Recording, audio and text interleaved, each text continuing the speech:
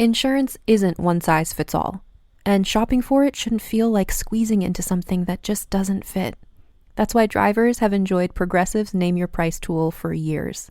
With the Name Your Price tool, you tell them what you want to pay, and they show you options that fit your budget. Enough hunting for discounts, trying to calculate rates, and tinkering with coverages. Maybe you're picking out your very first policy, or maybe you're just looking for something that works better for you and your family. Either way, they make it simple to see your options. No guesswork, no surprises. Ready to see how easy and fun shopping for car insurance can be? Visit Progressive.com and give the Name Your Price tool a try. Take the stress out of shopping and find coverage that fits your life, on your terms. Progressive Casualty Insurance Company and Affiliates. Price and coverage match limited by state law.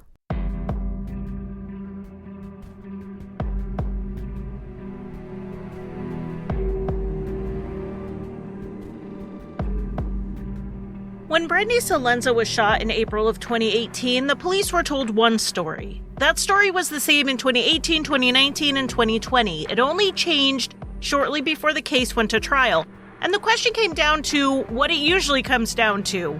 Would the jury be convinced? I'm Charlie, and welcome to Crimelines.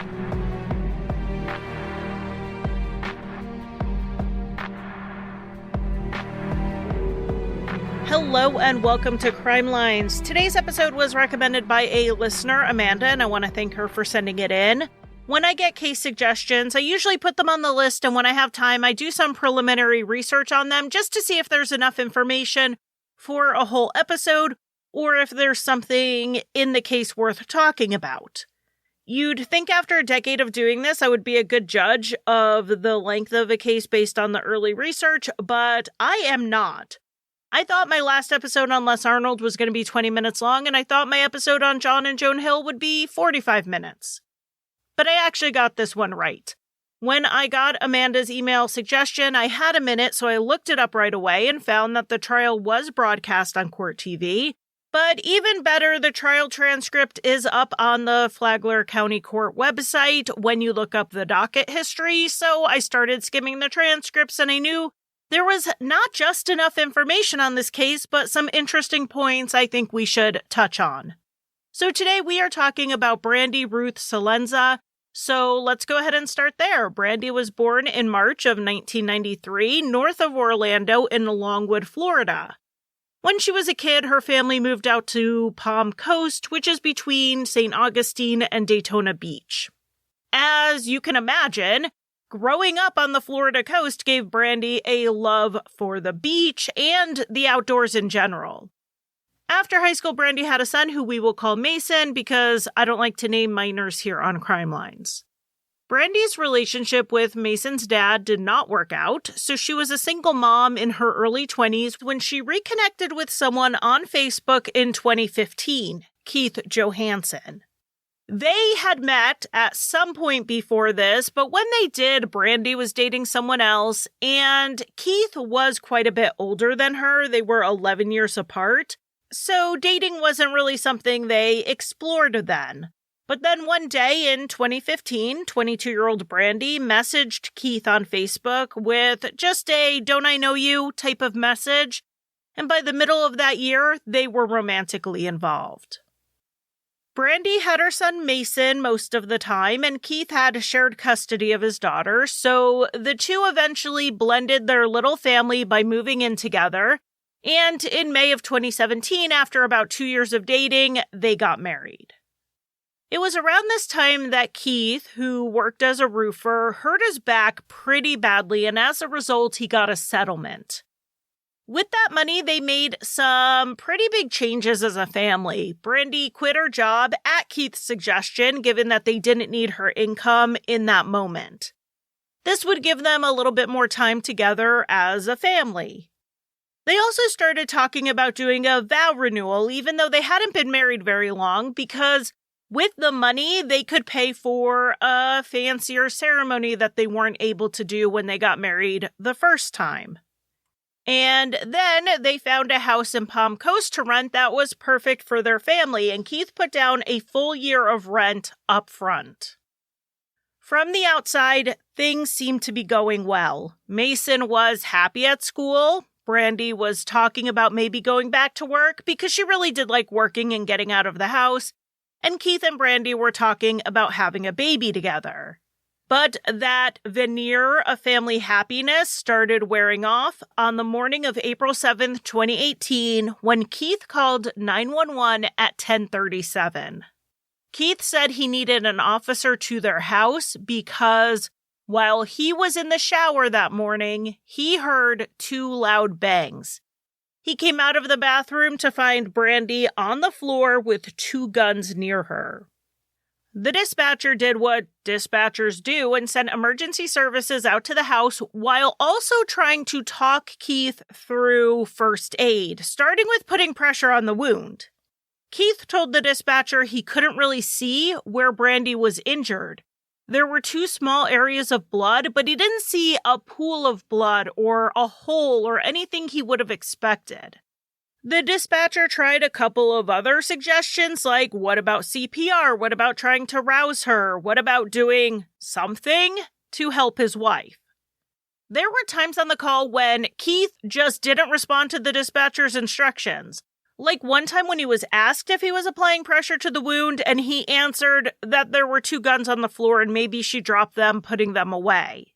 That was not the question he was asked, and the dispatcher had to repeat questions and prompts to get appropriate answers.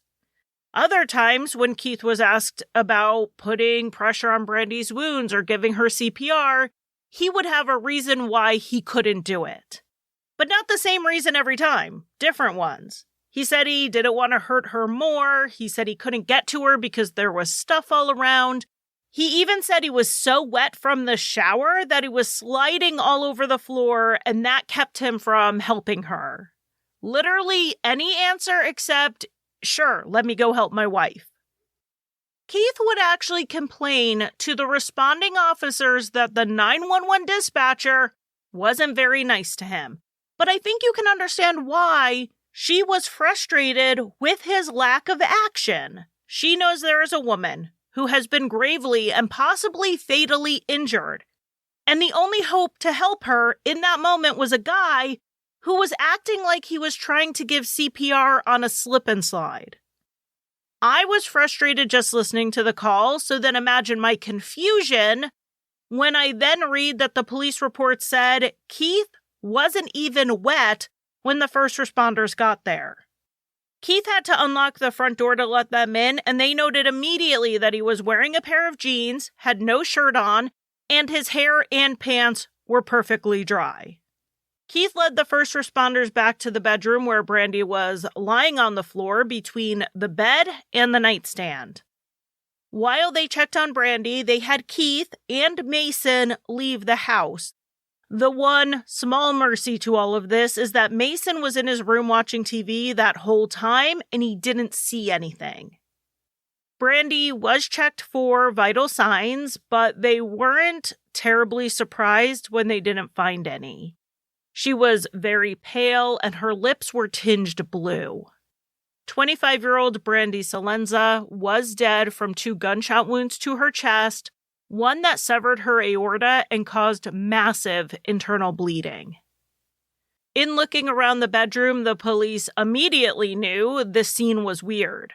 Aside from a small wet area on the floor, this was hardly slick and wet like Keith described, and that little bit of water was not even near Brandi's body.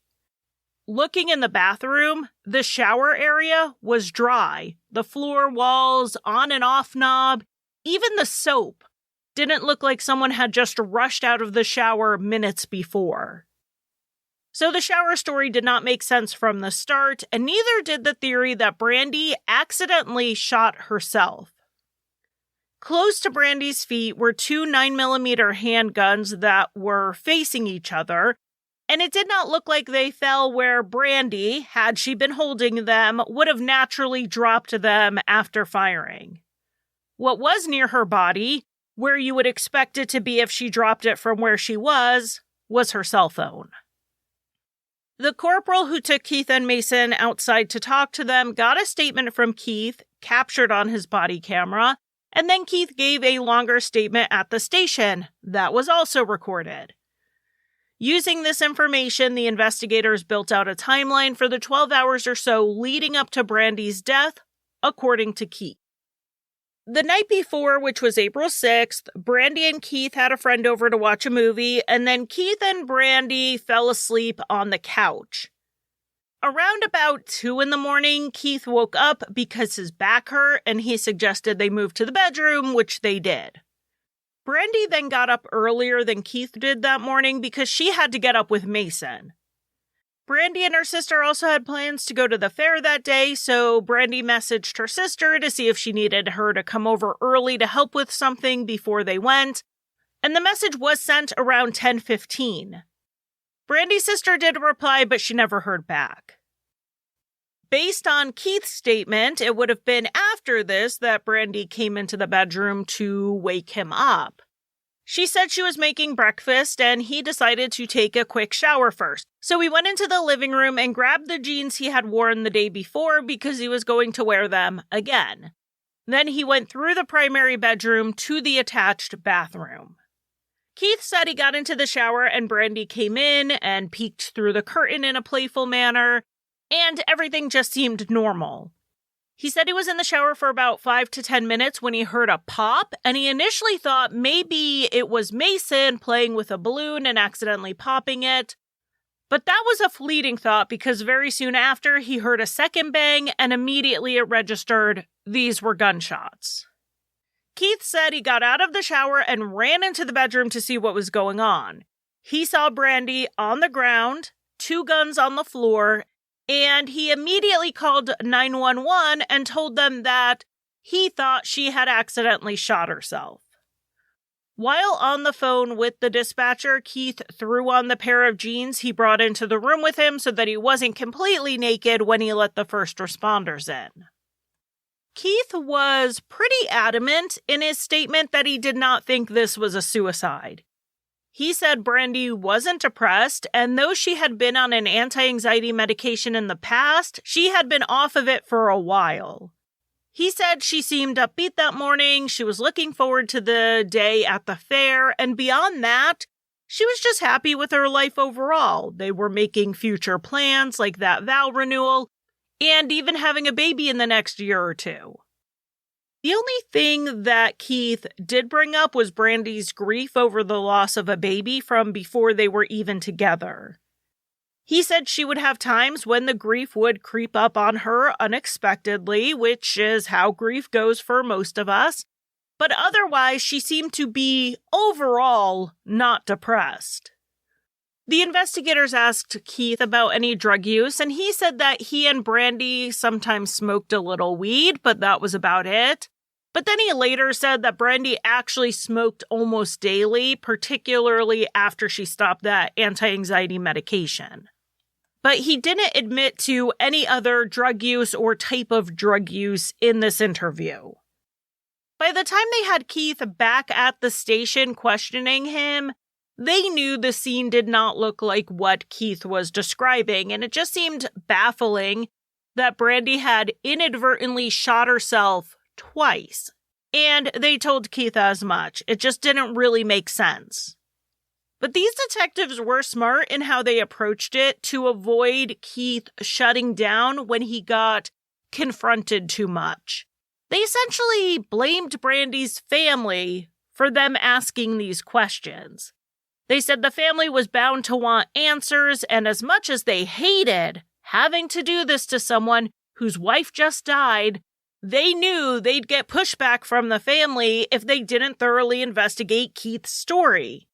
Oh, they hated to do it, but they had to anyway. They were giving Keith this idea that they weren't in such an adversarial position, even though they were.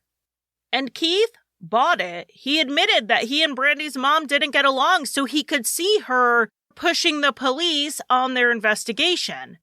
So Keith laid out his full theory of what he thought happened.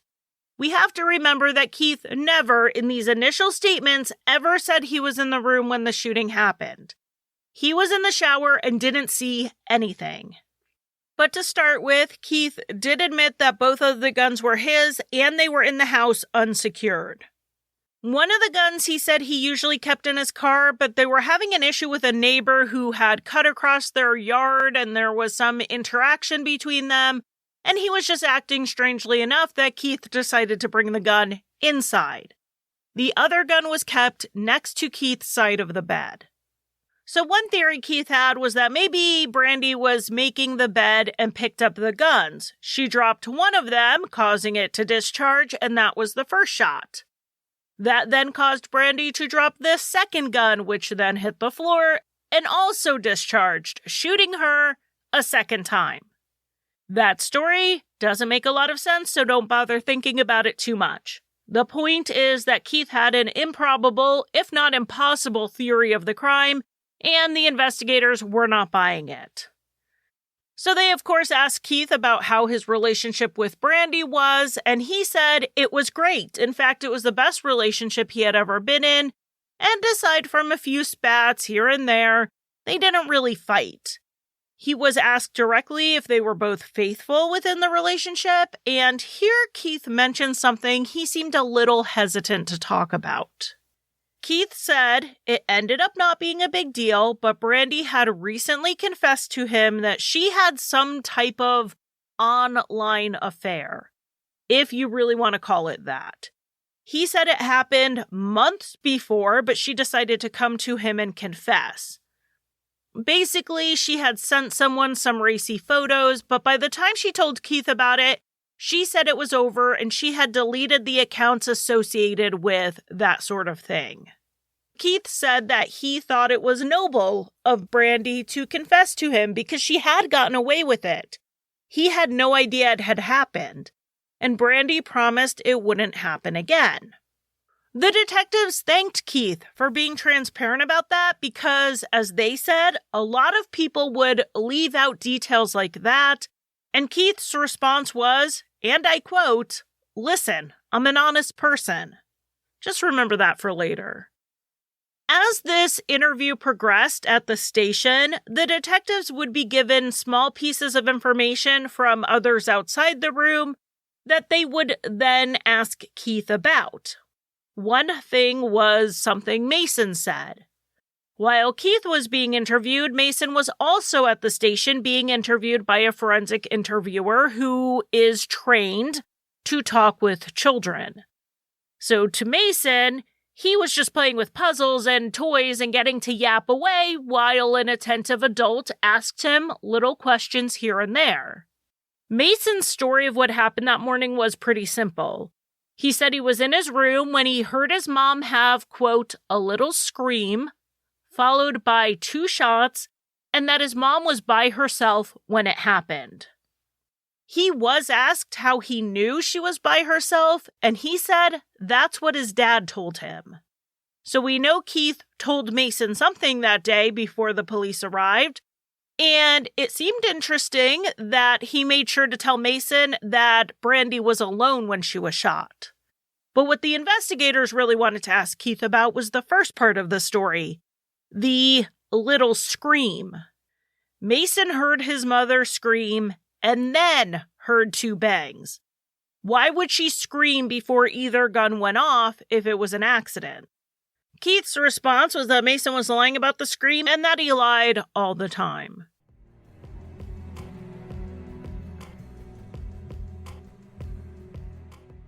You devour the podcast, you binge the docuseries, but every investigation has a starting point, and for historical cases, that ground zero is almost always the newspaper. With newspapers.com, you can step past the polished retrospectives and go straight to the original reporting, the raw, unfiltered coverage from the moment the story first broke. Whether it is a Prohibition-era heist, a forgotten cold case from your hometown, or one of the many sensationalized trials of the century, you have access to over 1 billion pages of history. You know, at Crimelines, I like to start at the beginning of time and walk through the timeline of the case, and that's exactly how it works at newspapers.com. You can follow a case from the first 911 call all the way through to the courtroom verdict. And you get all those little side stories from witnesses and neighbors that seem to get dropped in the retellings. If you remember the Les Arnold case I recently covered, and I talked about how a photographer was at the scene when he pointed to where he buried his parents' bodies, I saw that picture at newspapers.com, where you can see the evidence that was made public from day one. If you're serious about crime, stop waiting for the next episode to drop and start doing your own detective work. Newspapers.com is the ultimate archive for the armchair sleuth. Are you ready to see what the archives are hiding? Go to newspapers.com/truecrime and use promo code Crimelines for 20% off a subscription. Newspapers.com, because the past always leaves a paper trail.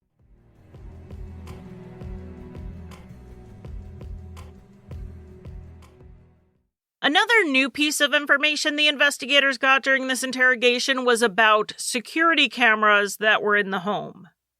Keith had a number of them. He had outside ones, like at the front door that faced out to the road, and then inside ones, like one that sat on the dining room table and faced into the living room. Crime scene investigators noticed these cameras, so the detectives at the station asked about them, and Keith said they were not all operational. They were wireless, and he was having some trouble with the batteries for them when he tried to install them. These cameras were the type that recorded to the cloud, so Keith said he would give the police the information so they could retrieve whatever was recorded, but he said none of the cameras were in the bedroom where Brandi was shot. After the investigators finished speaking with Keith, they asked him to wait in the station in case they had more questions for him, and they let his parents come into the room to talk to him. Of course, this was all recorded. And in watching this video, I have to say that Keith's parents handled this pretty well, to be honest, particularly his dad. He was direct with Keith. He didn't sugarcoat things. He told Keith his theory that Brandi dropped 2 guns and they both misfired didn't make sense. Keith didn't have cheap, poorly manufactured guns, and firearms with that quality would not discharge after being dropped. At one point, Keith just said to his parents, "I didn't do it." And his dad said, "I didn't say you did." Keith then said he was acting like he did, and his father simply responded, "It was suspicious that Brandi was shot twice, and Keith needed to understand that." And his dad was right. If Keith's clearly loving and supportive parents were suspicious of his story, the police would be times 10, and it did Keith no favors to ignore that. They did discuss the possibility that Brandi shot herself, and Keith's mother said Brandi had recently confided in her that she was struggling and feeling like she wasn't a good person. Keith asked why, if Brandi was having problems, did she not come to him? And his dad said, quote, "Sometimes you blow up." And he said she might have been afraid to say something. But Keith again said he did not think Brandi would have shot herself, particularly with Mason right in the other room. While Keith's parents were honest with him, they were also supportive.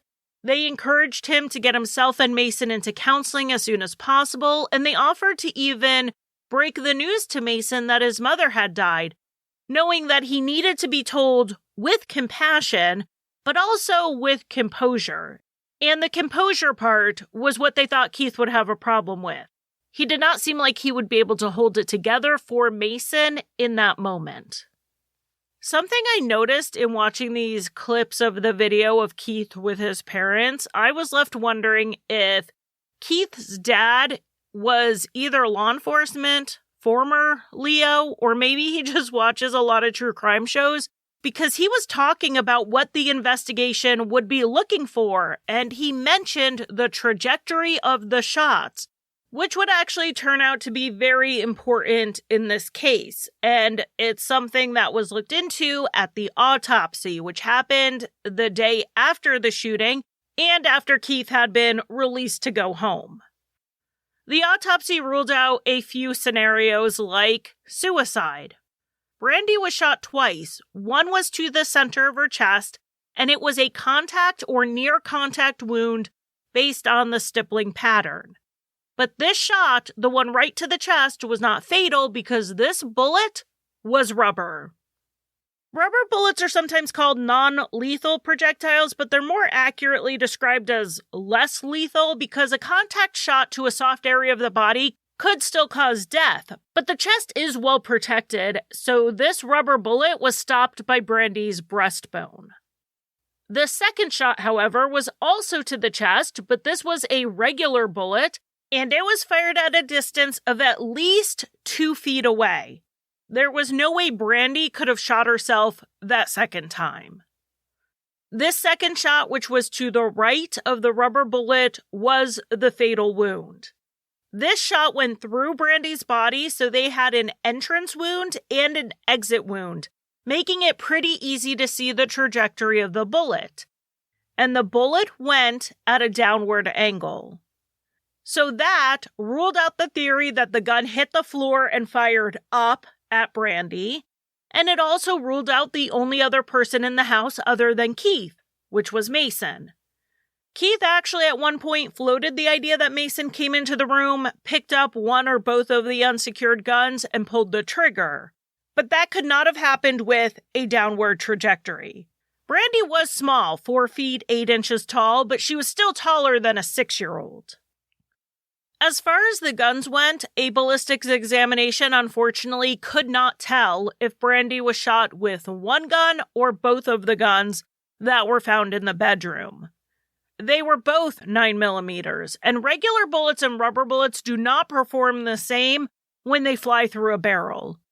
The rubber bullet is lighter in weight than a metal one, so it gives less resistance through the barrel, and the rifling simply will not match. Now, you might wonder why there was a rubber bullet involved at all. And it would turn out that Keith used rubber bullets a lot. He had 3 gun safes near the front door, 2 for handguns and a taller one for rifles, and most of the guns in the house were loaded with rubber bullets. His explanation for this was safety. If someone broke into his house, he didn't really want to kill them. He wanted to get them out of his house, and a rubber bullet would definitely do that. They don't feel great, and they can even penetrate the skin, as we learned today, so it would definitely get an intruder to run away. Add to that the fact that he had children in his home, his daughter, and Brandi's son. By loading the guns with rubber bullets, or at least having a rubber bullet being the first bullet ready to go out of the chamber, if one of the kids grabbed one of the unsecured guns and pulled the trigger, there was much less of a chance of a fatal shooting resulting from it. When Keith wanted to go out to the range to shoot, he would of course use real bullets, but this was a safety measure, and it's something I actually have not heard of people doing. As someone who wants homes to be safer for children, I think anyone who keeps loaded guns in their homes should look into this option. It feels like a pretty simple and rather inexpensive way to prevent unintentional death. So that is a side note. We need to get back to the case. The investigators obviously had their suspicions about Keith, but they were really hoping the security cameras, even if they weren't in the bedroom, would give some clue as to what really happened that morning. Keith said he would get them the login information, but he never did, and the company that stored the recordings denied the first warrant.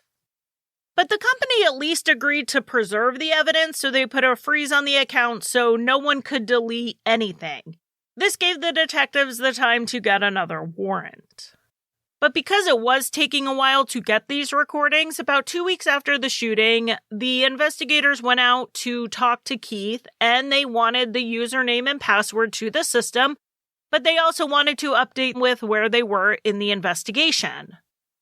While they were there, Keith brought up a new theory of the crime. He mentioned that neighbor who had been cutting through their yard and that Keith had told him to stop and they had some type of verbal altercation. He said there was something off with that guy and he wondered if maybe he came into the house while Keith was in the shower and he shot Brandi. The police told Keith that it was highly unlikely that anyone entered the house. The sliding glass door that led to the backyard was secured with a wooden dowel on the inside, and the front door was locked when first responders arrived because Keith had to open it for them. Even the door from the house to the garage had a chain lock in place. There was no evidence of an entry. As far as handing over the info for the videos, Keith opted not to do that, so the investigators had to wait a few more days before the company finally sent over what they asked for on April 27th, 2018. One important thing about these cameras is that they were not continuously recording. Like a lot of the home security cameras that are on the market, they were triggered by movement. There were a bunch of clips from April 3rd and 4th, but they're not really important to the case. The most relevant clips are from April 5th, which was 2 days before the shooting, and then from April 7th, which was the day of the shooting. Now remember, Keith told the police that 1, he and Brandi got along great and barely fought, and 2, he didn't make a big deal that she had some type of online affair months earlier. These videos showed that both of those things were lies. To set the scene a bit, but not be too graphic about it, Keith had moved one of the cameras into the bedroom to record sexual acts. He would later admit that he and Brandi would sometimes record themselves, and sometimes they would even record to his laptop and put it on the internet. Keith suspected, for some reason, that Brandi had been making solo videos without his permission or knowledge and sending them to people online. This was not, like he told the police, a confession from Brandi that he took well. The camera in the bedroom on April 5th actually showed Keith flipping out over it. It is not clear what Keith actually knew or what he suspected because Brandi denied doing anything. But he continued over the course of 5 hours to just accuse her of cheating on him. In the clips that were shown at trial and have been made public, Brandi didn't really say a lot. She would sometimes try to verbally defend herself here and there, but a lot of it was Keith berating her while she cried, stared at a wall, and, in my opinion, I would characterize her as cowering in some of the footage.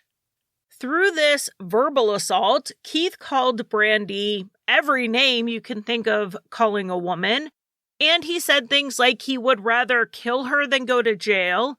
He had to get away from her or he was going to kill her.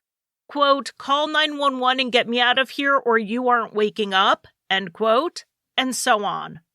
At one point, Keith pulled out a gun and suggested Brandi use it on herself.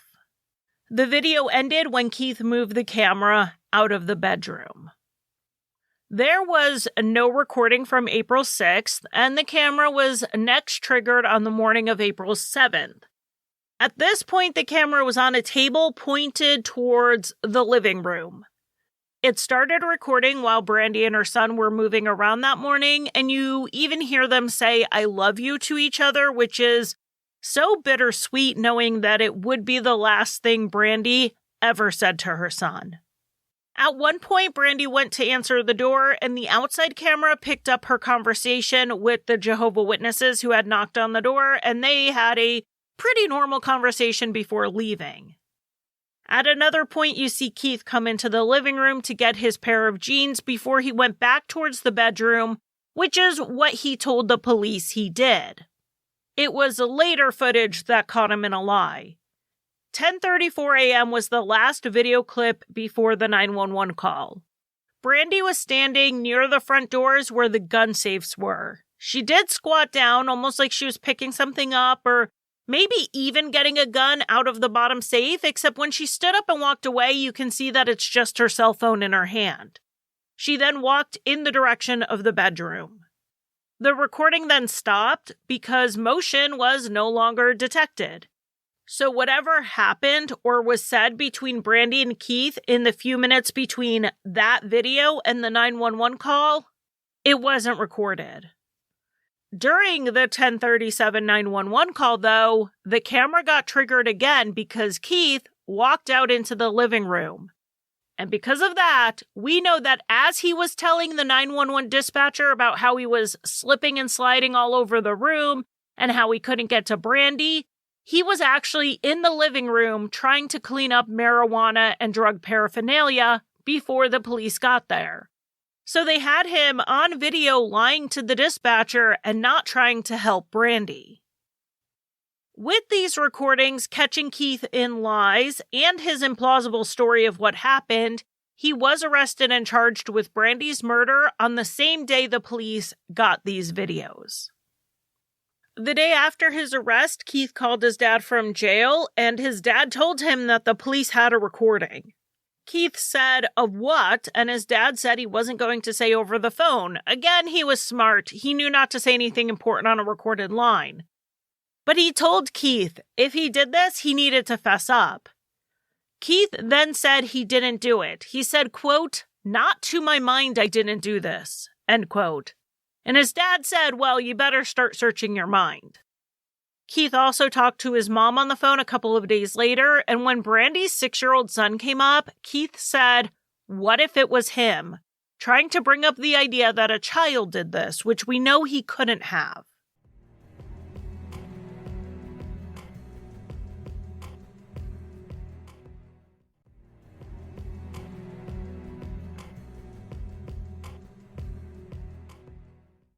Things were not looking good for Keith, and it would take a while for this to get to trial, in part due to COVID-19 shutdowns, and Keith's attorneys were working hard in pretrial motions to try to get some of the evidence kicked out, like certain statements and parts of video recordings. One statement they wanted excluded was the one made by Brandi's son about hearing his mother scream, and the state agreed for that to be kicked out because they didn't intend to put the little boy on the stand. But the defense ended up losing pretty big when it came to the video evidence. The first motion Keith's attorneys made to exclude the recordings was very broad, just saying that none of it should be allowed in because it wasn't connected to any crime. This was an argument that happened on April 5th, a day and a half before the shooting. None of the clips were of them arguing in the immediate lead up to Brandi's death and were therefore irrelevant. When the state narrowed down the exact clips they planned to use at trial, and they were mostly all of Keith threatening to hurt and or kill Brandi, Keith's attorney argued each clip individually, though the arguments against them were largely the same. It was that the statements were irrelevant to what happened on April 7th. There was no proof that Keith and Brandi were even arguing the day before or the day of the shooting, and the clips were unduly prejudicial. Some of the threats of violence were very graphic, like about putting fish hooks in her vagina and cutting off her fingers. Keith was not being accused of doing those things, so his attorney argued that this clip was more prejudicial than it was probative. As was the clip where Keith pulled out a gun and told Brandi to use it on herself. He wasn't telling her he was going to shoot her, and showing the jury a clip of him with a gun would be too prejudicial. Another clip they said fell into the irrelevant and prejudicial category was when Keith accused Brandi of sleeping with a black man, and you can just take a guess what word he used. The defense wanted that out because he used an inflammatory slur and also because Brandi was performing a sexual act in the clip, which would be difficult to show a jury even though the state had it censored. Another clip they wanted out was one where Keith said, quote, "I'd rather kill you than go back to jail," and the objection there was the word back. Keith's criminal history was not going to be part of the case. From what I can tell, he had some drug charges and probation violations from the early 2000s, and then in January of 2015, his girlfriend at the time got a restraining order against him. She did accuse him of violating it, but he was never formally charged. And none of that was admissible in this case, so the defense wanted the back to jail comment to be excluded. In all, the defense objected to 10 clips, and the state agreed to cut one of them, the one where Keith used a racial slur. The judge then let the rest in. From 2018, when this happened, all the way up to shortly before the 2021 trial, Keith stuck to the same story. He was in the shower when Brandi was shot, and he had no idea what happened. Then, shortly before trial, Keith had a new version of events. He admitted he was the one who shot Brandi, but it was in self-defense. So from 2018 until 2021, Keith had been lying to everyone, including his own family. And he tried to throw other names into suspicion, like the neighbor and even Brandi's 6-year-old. All of that to finally admit he pulled the trigger twice. But he said he had to. It was either him or Brandi. So, of course, this admission changed the course of this trial. And the entire thing is available on the Court TV website if you want to watch it.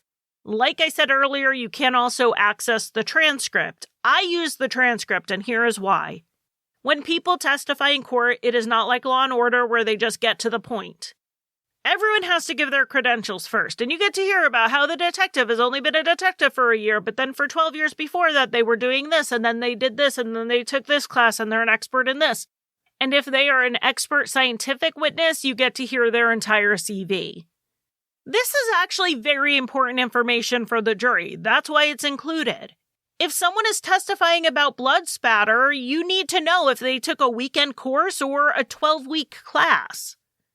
It's important that the jurors pay attention to these parts. But me, as a podcaster, it's not usually important. And then when you add in all the pauses for motions and sidebars and looking through notes, watching a trial definitely strains my attention span, which is why I use the transcripts and also why I felt for a juror in this case who was dismissed for falling asleep.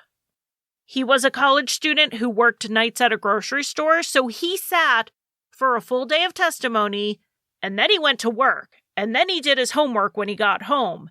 He slept for a couple of hours before showing up for another day of testimony, and well, he dozed off. So he was replaced with an alternate. The state's case here was basically that Keith was very angry on April 5th, so much so that he berated Brandi for 5 hours. He was either still very angry on the 7th, or he saw or heard something that morning that sparked it again, and he decided to shoot Brandi when she walked into the bedroom.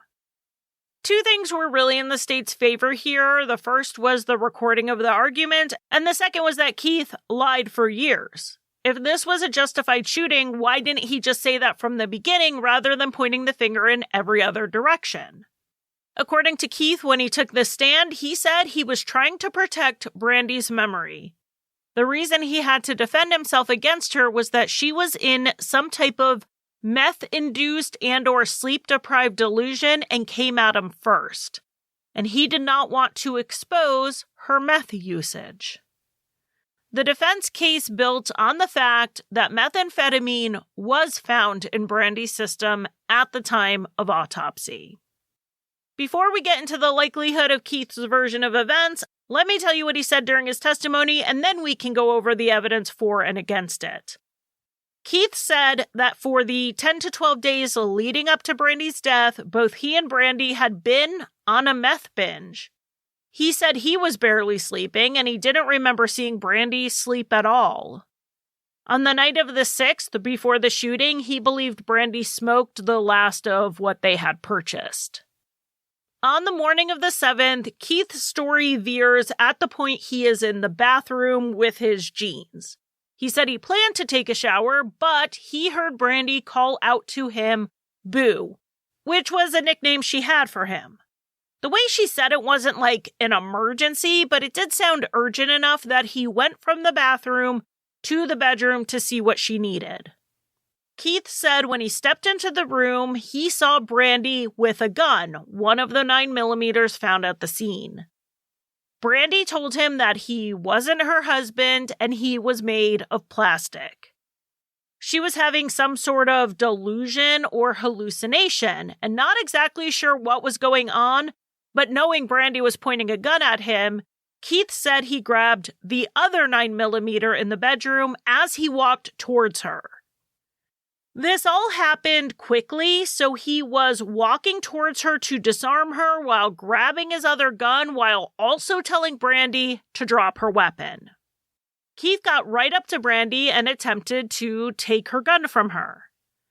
During the attempt to get it, he said he unintentionally fired his gun, and this shot would have been the rubber bullet. Keith said he then tried to back away from Brandi to get out of the room, and she in spite of being in an incredible amount of pain, according to what the medical examiner said, pointed her gun right at Keith, and that is when he fired the second shot, the one that killed her. So if we're going to evaluate Keith's story and blame drugs for contributing to this situation, we need to talk about the drugs.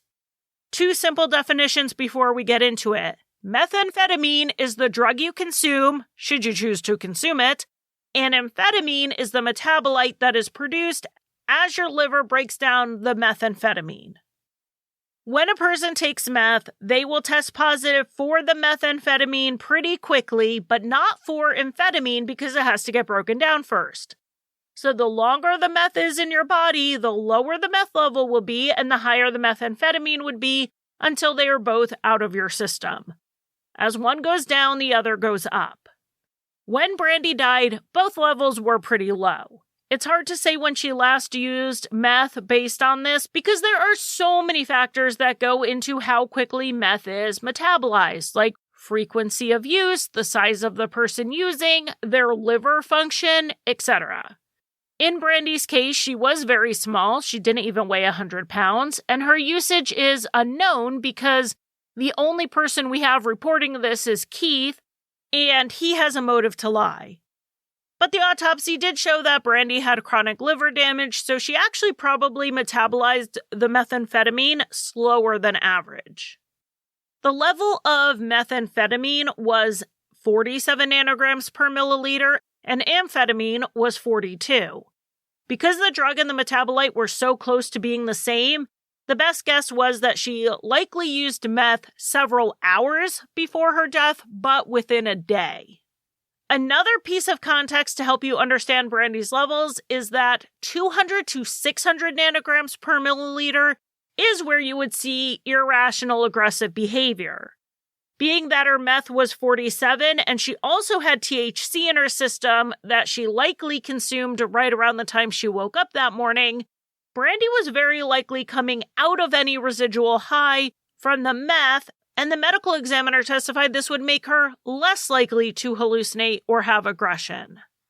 And the defense expert, who was a clinical pharmacologist, didn't entirely disagree, but he did provide the jury with some counter context, like how chronic and repetitive use of meth actually damages neurotransmitters, so people can have effects from the drug use even when they're not considered intoxicated.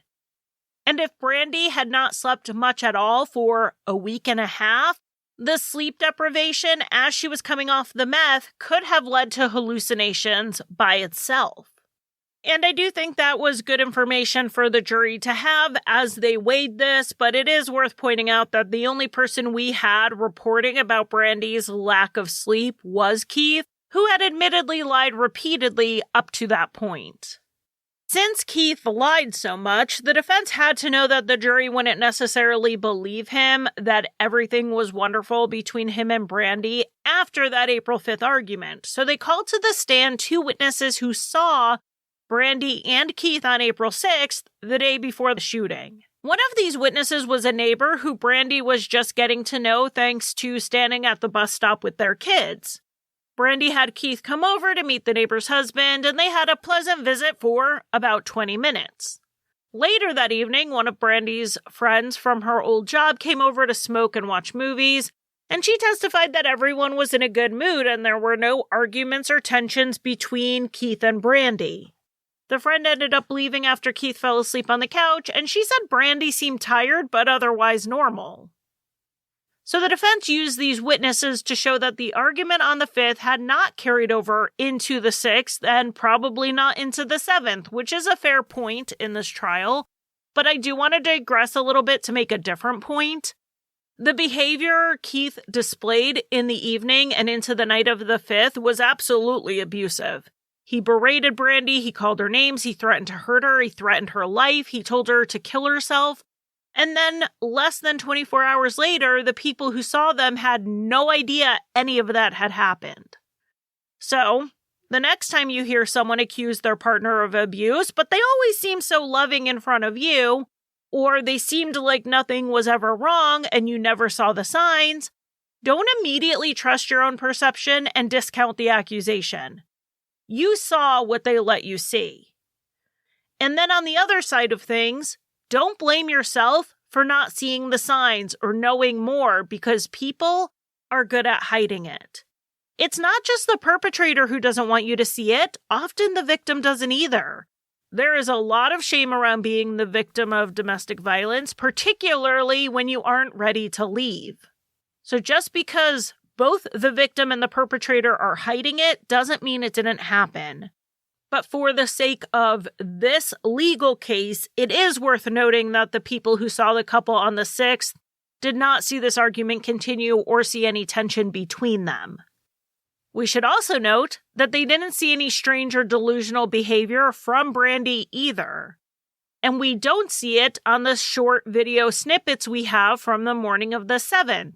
She interacted with the Jehovah's Witnesses at the door normally. She interacted with her son as usual, and she did not seem agitated. Of course, the state pointed that out, as well as the fact that Keith's story just so happened to change right before trial after he got all of the discovery in the case. Once Keith knew what the police knew, he then crafted his story around it. Keith's claim that he only lied to protect Brandi because he didn't want the information about her meth use to get out there fell flat, according to the state, because in one of the video clips from April 5th, Keith literally said he wanted everything in the paper so that Brandi would be exposed. The state also pointed out some holes even in his new story, like how Keith claimed Brandi accused him of being plastic, and then after that said nothing and made no other sounds. But we know she had been hit with a rubber bullet to the chest. Her breastbone stopped it. I mean, I'm a wuss when I get injured, so maybe don't go by me, but I can't imagine even the most stoic person staying completely silent when they were hurt that badly. The prosecution admitted to the jury that they didn't know exactly what set Keith off that morning, but something did. And he waited in the bedroom for Brandi to walk in, and then he shot her. After the case wrapped up, the judge gave the jury their instructions, which I normally skip over, but I thought there was one thing worth noting here. The judge said if Keith was not engaged in a criminal activity and he was somewhere he had a right to be, he had no duty to retreat before using lethal force to save his own life. So the jury couldn't say maybe she did point the gun at him, but he should have run away, because in Florida, that is not a requirement. The jury took the case, they deliberated for a little less than 3 hours, and came back with a guilty verdict against 39-year-old Keith Johansson, and he was sentenced to life without parole. Keith appealed this verdict in an automatic direct appeal, and a public defender was assigned to represent him, and this is known as an Anders appeal. I feel like this came up in a previous Crimelines episode, but I did a keyword search of all of my scripts and I could not find it. Now, if you remember it, you can let me know which episode, but I might actually have my own episodes confused with someone else's because I listen to so many podcasts. But the legal principle of an Anders appeal came from a 1967 Supreme Court ruling in Anders v. California. A convicted felon wanted appellate counsel assigned to him, and he was granted it. However, the attorney looked over the case and he found there were no grounds to appeal that weren't frivolous. The defendant, Anders, still wanted his appeal to be filed, but the attorney wouldn't do it for ethical reasons. He did file a pro se appeal that was denied, and a few years later, Anders requested to have his initial appellate case reopened, in part because he was denied an advocate in the court. He lost this case on all levels of state court, but got it to the Supreme Court. There are a few details to the ruling in this that don't really matter to our case, but basically the part that does apply is that this ruling allows a court-appointed attorney to help someone file an appeal even if they think the points are frivolous. It tries to strike a balance between a lawyer's ethical considerations with an indigent inmate's right to representation, particularly in appeals like this one that are automatic. So Keith's lawyer was saying there were no errors, but it was filed anyway with the claims that Keith had. One point on the appeal was that Keith felt he should have gotten a stand your ground hearing, which is a pre-trial evidentiary hearing in Florida that lets a judge decide if the case is even going to go to trial at all, or if the defendant is immune from prosecution under Florida's stand your ground laws. Keith's trial attorney said he talked to Keith about this prior to trial, and they decided not to do one for strategic reasons. Anything Keith said at the stand your ground hearing would be admissible against him at trial, and they were already dealing with a number of changing stories and theories from him. They didn't need another one if he said something differently at the hearing than he eventually said at trial. Of course, if he was successful at the hearing, it never would have gone to trial, but his attorney knew he was unlikely to be successful. He didn't claim stand your ground right away. He first told other stories that put the gun in the hands of everyone except him, which undermined his claim. So it probably wouldn't have worked anyway, and seeing how the self-defense claim didn't work with a jury, the attorney was probably right. To give some other examples of the frivolous claims and why they're frivolous, Keith said his attorney should have gotten a fingerprint analysis done on the gun to show it had been in Brandi's hand, even though that wouldn't change anything. If Brandi's fingerprints were on an unsecured gun she had access to, it just meant she touched the gun at some point. Keith also argued his attorney was ineffective for not calling Brandi's son to the stand, which is beyond frivolous in my mind because he was lucky the state didn't call Mason to the stand. Mason had already told the police that he heard his mother scream before hearing the first gunshot. Keith thought Mason could help his case by testifying that Keith was in the shower at the time of the shooting, but Mason never actually saw Keith go into the bathroom. He was in his bedroom, so he only heard Keith say he was going to take a shower. There was nothing Mason could offer that would help Keith, and there was something that could hurt him. Keith also said his attorney was ineffective for not calling a ballistics expert to challenge the evidence, and he said he thought the photos from the state of the bullet that went through Brandi's body had been faked or manipulated in some way. But in a self-defense case, why would he even bother challenging the ballistics? Keith was saying he shot her. That was one of the only things not in dispute. I will say the appellate judgment got a little shady when they wrote that the defendant had been consistently inconsistent throughout everything from his initial statements to his testimony to his appellate arguments. Needless to say, the court upheld the conviction in 2025, but they did fine for Keith on one issue. Apparently, the court assessed investigative costs without the state having made a motion to do so, and so they sent that part of the case back to the trial court to basically remove a $200 charge that had been levied.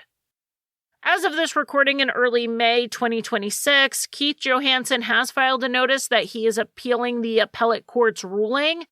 I don't anticipate it will go anywhere, but if it does, I will be sure to let you know in a future episode.